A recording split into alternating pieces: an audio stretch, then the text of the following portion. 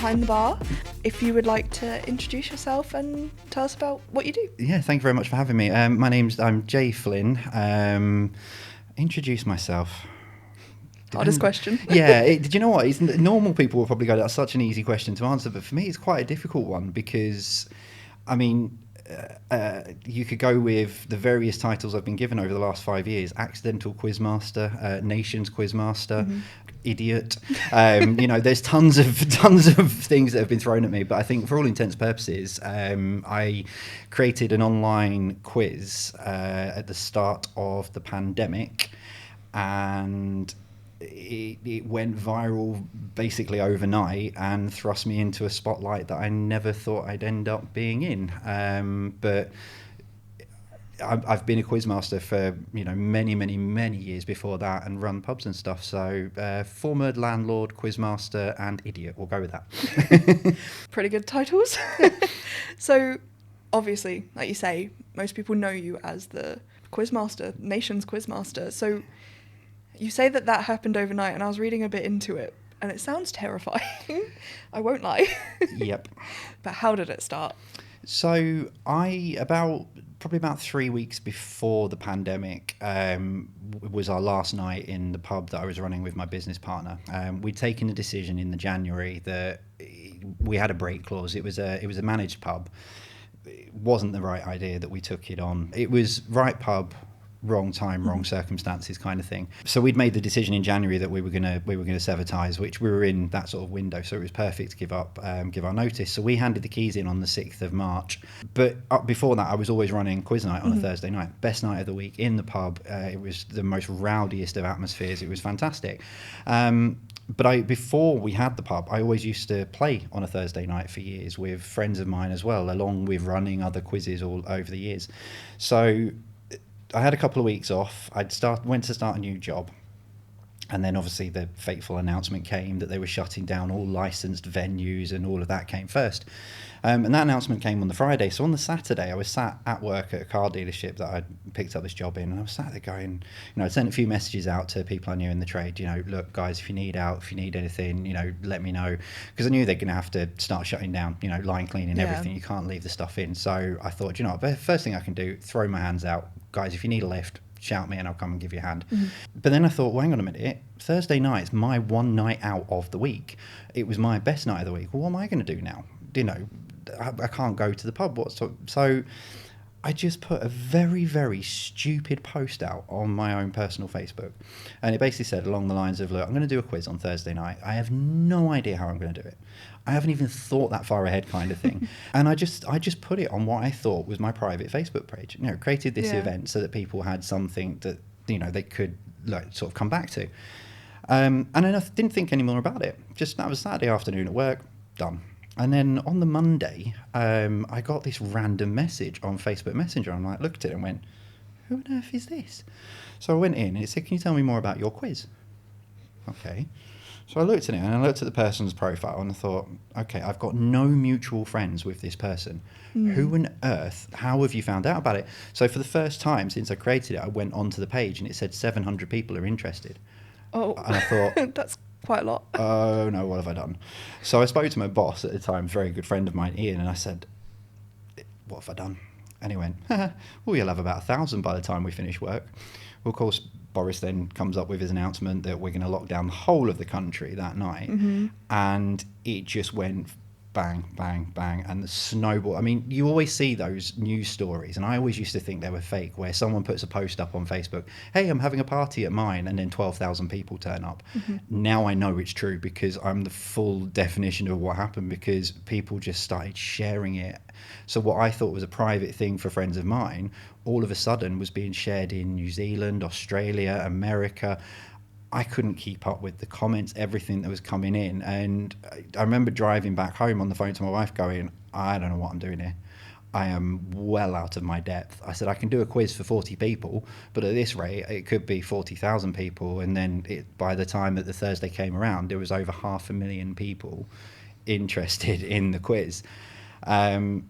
And that first quiz, I've looked back on it now because I've had various anniversaries and stuff over the last couple of years, and I've looked back on it now, and I look like a rabbit in the headlights. I completely in the sort of lead up to it and the conversational pieces and talking to people or trying to interact with people, I didn't have a clue what I was doing, and I vaguely remember it now. Looking back on it, I'm like, did I actually say that? But when it comes to the quiz side of it, it was absolutely 100% me from what I'm like as a quizmaster, which is unprofessional. I give away answers. I can't pronounce things to save my life.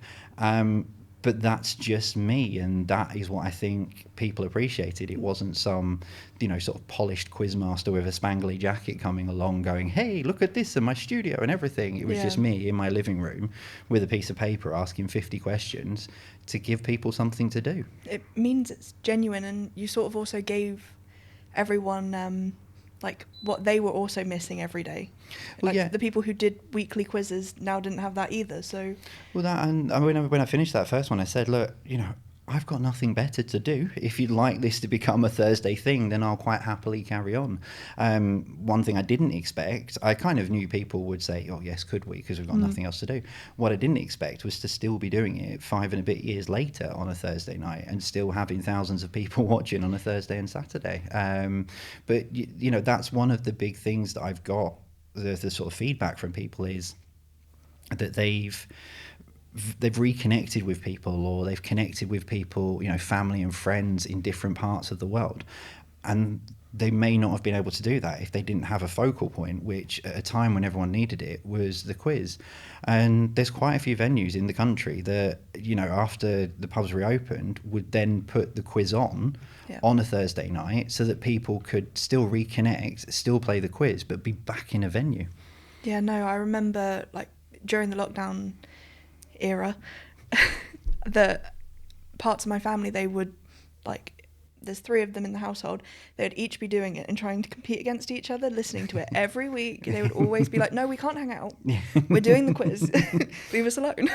See, I love that, and that's one of the many positives, is the fact that I did have that positive impact for people. Would there have been something else? Probably we would have found something else to do with that kind of person, but many other people might have shied away from it, whereas once it got into the thousands, I could have very well gone, haha, what a joke, and then run away. But I steered into the skid, and I'm glad I did for the impact that it had. Other than COVID and the mass amount of people that joined, what would you say is the craziest thing that happened? I think the best story actually comes from my wife, and I was getting all sorts of things coming through. I was meeting different people. We had Gary Barlow performed. I had Stephen Fry pre-record 2 rounds when we linked up with Alzheimer's Research UK. So some of these little things, I say little things, but some of these things, at the time, it was sort of becoming the norm. Yeah. But I was working solidly a lot of the time in the living room with the headphones on, so a video would come through, I'd be checking it over. But the strangest one and it's a great story for my wife, is we were pre-recording an interview and then a live acoustic recording from Rick Astley, who was doing Never Gonna Give You Up and a couple of his other songs. But we were recording a bit of a, chat with him, thanks very much for coming, all that kind of thing. So I was up in my spare room when we got set up, and I've forgotten to sort of even mention, because it just became the norm, I was going off to record something. So she came up just to see if I was all right, and she walked in the door and saw the screen and went, that's Rick Astley. And I said, yeah. But for me, it was sort of, it'd become normal in a way, but for her, it was sort of like her first interaction with anyone of that. And she was just like, that's Rick Astley. I was like, yeah, I know. She's like, why are you talking to Rick Astley? I said, because he's going to be on the quiz on Thursday. What? And it was just a pure moment of her just sort of like not really understanding what and how I think that was the moment that she realized how big it was. Yeah. Because for her it was just, again, for me it was a job. That was her way of looking at it. We had at the time our 2-year-old. She was working in the NHS, so she was still working all the way through. So I was balancing writing quiz questions, looking after 2-year-old, and sort of, the regular household stuff.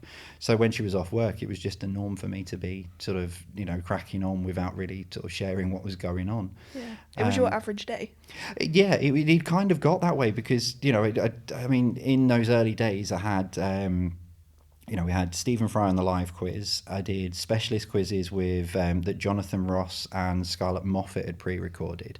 Dame Judi Dench donated to one of the charities, and that just popped through, and I was just, it was just, every moment seemed surreal. But I kind of just sort of went, okay, this is the norm. Because if I got any kind of giddiness, I'd have, probably wouldn't have handled it as well as I did. Yeah. Internally, I'm going, ah. But, externally, it's like, oh, yes, hello, nice to meet you. You're a lovely person, kind of thing. And yeah, every moment was surreal. Finding out that I'd been awarded an MBE, that has come from people nominating me and taking time out of their day to nominate me, to it then to go to a committee, for the committee to look at everything on paper and go, yeah, this guy's deserving of it. That was, standing in front of what is now the future king and Prince William, and him knowing who I was as well, which freaked me out even more, because they announce you with your name. And he turned around and said, oh, I can't wait to play one of your quizzes, was his opening remark. And I just went, I had so many things I was going to say, and my mind has gone blank, because you know who I am. And so it could be that, like, one night up in the Buckingham Palace, they're all playing the quiz and the... I would love to have thought that, I got mine in 2021, so I would have loved the thought of them sitting down on Christmas Day, because I always did a Christmas Day quiz, and I know they used to do silly games, and I would just love the idea. And it's there that they're all in separate rooms, because at that point, 2021, we went back into lockdown, so they're all in the separate rooms and they're all competing against each other. I think that would have just... I should have written the quiz in that vein. I missed a trick there, maybe. You met so many people and, like, so many communities. You've raised money for all sorts of charities. In that time, what was the, what have you learned most about people? I think I've learned more that there is a lot of more good in people, but there is also a lot more bad in people. And that's just, I think the problem with the pandemic is it took those people that, and listeners will know these characters all too well, those people who sit at the end of the bar that we tolerate. They have their opinions that you just go, oh, yeah, okay, whatever. Acknowledge and sidestep and ignore. Mm-hmm. With the pandemic, they didn't have a bar to sit at. So they found their presence on social media, and it just bred a whole new a new genre, a new generation of keyboard warriors. And I had my fair share of, keyboard warriors who had no idea who I was, didn't even know what I'd been doing, but just, wanted to stick a knife in somewhere where they could. But I also realised that there was a lot of good in people, because when those people would come along, you'd have 1,000 people come jumping back the other side, and they didn't know me from anyone, just saw me on a screen twice a week. I raised, over the 2 years that we were focusing on charities, I raised £1.4 million for various charities across the UK. And I think what I noticed with that is it was a pandemic. People didn't know if they had jobs or anything like that. I didn't go down a sort of telethon fundraiser kind of throw it down your throats, links all the way through. It was always in the breaks and stuff. Points wouldn't disturb. And the fact that people would dig deep, and even though they might not know if they've got a job tomorrow, were still donating to help the various causes. And it just showed that we have got some humility out there, and we have got some empathy out there. I just think it's getting a little bit lost at the minute. It's hard to remember the good when you hear all the bad. And yeah. I think that's the problem at the moment, just with the world, is that bad news sells, good news doesn't, and that is the problem. And I think we're really missing Russell Howard's good news, because it was just, that brought all of the good news into the limelight, making a bit of a joke about it, but also it was good. And we just don't get any good news at the moment. We don't even get, like, the end of the 10 o'clock news where they go, and another, finally. And here's a dog. Yeah, exactly. Here's a dog. Or here's a duck who's rescued a cat from you don't get that anymore. And I think that's what we kind of need to change that. Yeah. No, I agree. Before all of that, how did your pub career start? I mean, I've worked in, supervised and managed probably every different kind of pub going, from your standard community pubs, riverside pubs, pubs that have got mini festivals on, pubs with food in, pub nightclub, kind of high street ones, to sort of out, music venues. And I mean, I originally started when I think it was 19, 20, just, working the pub just in a few hours of an evening. And that was pretty much where sort of like the first sort of quizzing really came in. Was Irish landlord at the time used to just do the quiz, and it was very much like the Gavin and Stacey sketch with Smithy, where he sat at the bar just drinking his way through the quiz. He's not got the questions on paper, he's just coming up with them in his head. But everyone loved it, and I thought that that's probably where I got that initial grounding from doing quizzes, because it wasn't professional, it wasn't polished. It was an Irishman sat at the end of the bar asking random, facts, and then forgetting what he'd even asked. I started sort of, in the pubs there. That was after I'd done a stint working for McDonald's, so I had a basic food hygiene. And I remember there was one Sunday lunchtime that the Portuguese chef just basically threw his apron on the ground and went, "I quit." And the supervisor at the time spun round his head with a full pub and went, "You've got basic food hygiene, haven't you?" And I was like, "Yeah, why?" I went, "Kitchen now." I'm like, "It's no. Sunday lunchtime, what?" It was like, just, it'll be fine. Boom, so thrown in at the deep end, and I ended up working in that kitchen. I think it was 3 months I did in that kitchen. But again, thrown in at the deep end, it's always sink or swim, and that's kind of what the pub industry is like. It is always very much sink or swim, whether you're working behind the bar, whether you're managing, whether you're running a big chain, whether you're trying to get a beer off the ground. It is very much sink or swim. There's no middle ground working in pubs, and it's definitely not for the faint-hearted. And I just sort of progressed through various pubs. I was supervisor for a sort of high street nightclubby pubby kind of sort of venue, nice and well to do during the day, and then absolutely riotous in the evening. You'd have these very nice people during the day and then dragging them out at 1 o'clock in the morning because they've had too many sort of cherry sours. Again, that was a kind of a different kind of pub, different atmosphere. All supervisors have got walkie-talkies and earpieces in, and you're taking the mick out of each other all night and having fun. And that goes then to, that was sort of my end of my sort of London sort of pub career. And then I'd thought I was never going to work behind a bar again. Once I'd moved up north a few years ago, my wife's cousin they owned the building to our local pub, the Greenfield, in Darwin in Lancashire, where I'm from, where I live. And the current people who were renting it from her were basically on the way out. And she'd gone round and asked people in the area who she thought would be good to rent it, and everyone said me for some reason. And I was working in the motor trade at the time, and I thought, well, I don't want to rent it, but I'll run it for you. Let's sort out a salary and I'll come in and run it for you. And I ran it for just under a year, and it was the best year I think I've ever had, because I had complete free reign to pretty much do what I wanted, but without the sort of fear of it's my business. Yeah. So it was just the perfect sort of pub role, and I introduced all sorts in there. I mean, it's a very northern thing called sticky bingo, which I know some of your listeners will know, some of them won't, where you've got 13 playing cards per person, and all you're doing is you're just calling out playing cards until you get bingo, but it's called sticky bingo. I think it might be called another few names, but I can't think of it off the top of my head, and I don't think some of them are clean. But I sort of, it was a well-known thing in Darwin, and no one was really doing it at the time, so I thought, right, I'll bring this in on a Sunday evening, 6 o'clock. Pub starting to quieten down. We were getting people coming in at 1:30 in the afternoon to grab a seat because the jackpot was getting up to like £500, and all of a sudden you've got a massive. I was bringing 3 people in, whereas normally you could run on one, and it just gave me the opportunity to have so many ideas. Yeah. Which then led me to, with a business partner, take on a pub a little bit further down the road, but that would then become our business. But like I said, it was the right pub, wrong time, wrong circumstance, because the pub had been shut for 9 months. No social media presence. We're talking 2019. So having to start everything from scratch. Plus it was a managed venue, which we were just on a hiding to nothing from the start. But it didn't dampen my experience. It just made me more, if I got offered another opportunity and someone says, look, we'd love you to come and take on a pub, and it was the right opportunity, I've learnt my lessons from what I did there. So even though there was mistakes, I've learned from them. With the bingo night, you had that as like an event with the regulars coming in.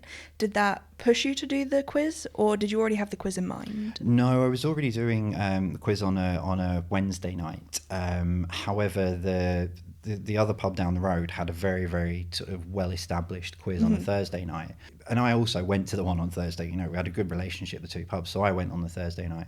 And I just thought, I'm not going to compete. There's no point trying to have two quizzes on the same night. Yeah, no. It was very well established. But what it did do was when I went into town, it all sort of fell into place because the other local quiz had stopped. So I knew that I had a window that I could get everyone from the people that I knew to get into the new pub that I took over. But I knew I had to make it stand out, and I knew I had to make it an event. It had to be, because let's be honest, quizzes are quintessentially boring. They are someone asking questions about stuff that no one really cares about, but chuck a couple of drinks in and all of a sudden it becomes the best thing in the world. But the advent of smartphone quizzes and stuff like that have changed the game. I go to a quiz now, I've got a target on my back, walk in the door, it's like, oh, what's the point of playing? I'm thick as mince. Everything goes in one ear and out the other. I don't retain the knowledge. But the one I go to, anyone can win. There's an evil round where it just sort of basically resets the board almost. If you get a question wrong, if the top three don't answer, the fastest person outside of the top three jumps into first place. We've had times where someone is right at the bottom and just get lucky and they win the quiz off the back of it. But it makes it more fun. It means anyone can win. But when I took on the pub, and I thought, right, I need to make my quiz stand out. It's got to be different. So I changed it straight away to a smartphone quiz. Mm-hmm. I wanted that rapidness. But then I needed a hook. I needed something that made it stand out, and I decided to play Deal or No Deal at the end of the quiz. So the winning team would get 8 guaranteed pints on the table, but they could gamble them. And I had various different sort of prizes in the box, in proper Deal or No Deal style, and it's scaled up. But it's scaled up to a jackpot, so everyone had put, the money they put in for the quiz would go into this pot, and it would just build up. And it became an event in its own right, because everyone got behind it, even though they weren't on the team that was, had won that night. They were all really getting. I mean, I genuinely didn't know what was in which box. I got the person behind the bar to sort it all out, so that when I'm trying to bid for the box and trying to get them out of there so that they can build the jackpot up, I had no idea what was in what. Yeah.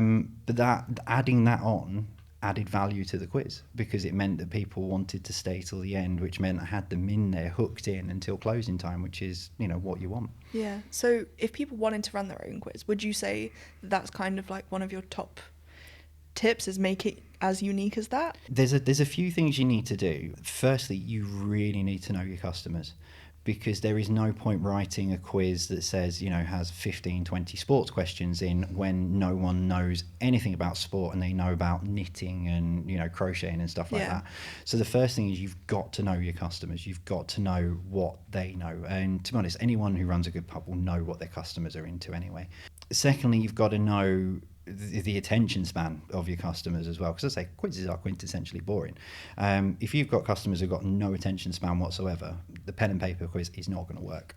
That's when you need to look at things like the smartphone quizzes. So again, you've got to know who you've got in your venue to know what quiz to target. And then after that, everything else just sort of falls into place. You've got to have a little bit of character to you, because otherwise, again, you're going to send people to sleep if it's question 1. In which year? People don't want that. They want a little bit of razzmatazz, and they want a bit of sort of excitement, to make them want to go out the door. But then you've got to have something that makes it stand out from everyone else. That's encourage people to come in. If you've got a free quiz, have some kind of jackpot loyalty thing that will keep people coming back in. The quiz I go to at the moment on a Wednesday night, they've got an open the box. So we buy raffle tickets, and it's got a security code on it, and it builds up and it builds up, and you can tell when the jackpot's getting ready to go, because the pub gets busier and busier, and it just scales. But it's great for the venue. It's perfect. But that's you've got to have something, because there are loads and loads of quizzes now. Quizzes are popping up all the time in different places. I mean, even I've seen 2 of the chasers are going out into pubs and doing quizzes at the moment. Yeah. I'd be scared to go against them. They're hosting, which makes it even worse. Yeah. Well, I don't know if that's better or not. Well, I mean, I've gone head to head with 2 chasers and I've lost, so don't want to take the others on. But so there's quizzes popping up all the time, but again, with them, that's a hook. You've got something there to get people in the door. Saying I've got a 50 question quiz on a Thursday night, it's not, that's not going to get people in the door. My big tip is you've got to get something to get them in the door, but then keep them coming back.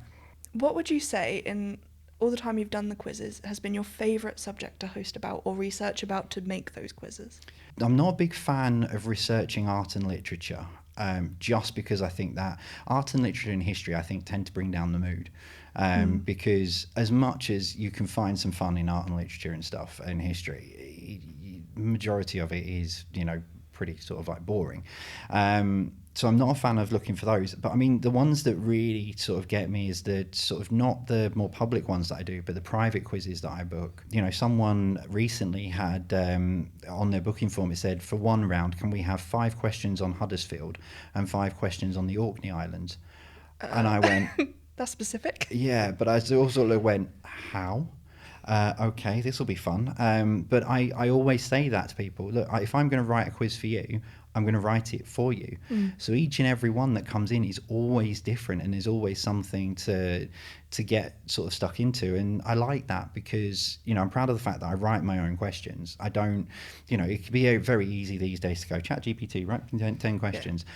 We tried that about 18 months ago. I said, right, tonight's quiz is written all by ChatGPT.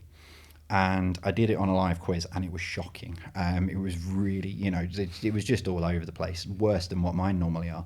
And, so I like my research. I don't just think, I'll cobble a 50 question quiz together in an hour. It probably takes me about a day and a half now to make sure that I've got everything nailed down.